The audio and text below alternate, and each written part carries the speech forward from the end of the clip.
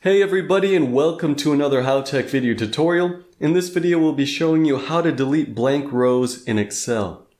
Deleting blank rows can help you organize and more effectively present your data in Excel.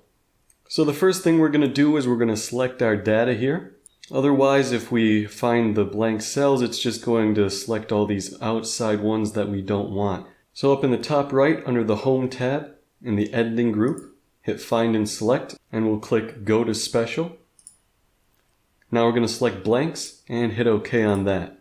So now you can see that it has selected the blank cells for us. And then we can go and hit this drop down, and we can either delete the cells, the sheet rows, or the table rows. And I'll show you what that does. If we delete the cells, you can now see that everything has shifted up in our table, and we have lost some of the data. Let me just show you a comparison. So notice oranges here and pears, but they have a blank cell within the row.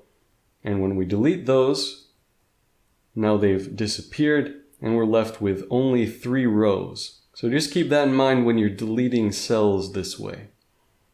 So another method that you can use, if you go under the Delete drop down, we can hit Delete Sheet Rows.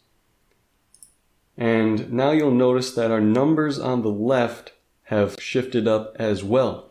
So this deleted the entire sheet rows, including the data and cells outside of our selection area.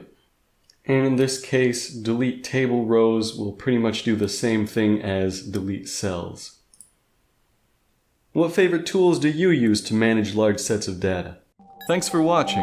If you liked this video, don't forget to give it a thumbs up and subscribe to our channel. And make sure to press the bell button to be the first to know about our new videos.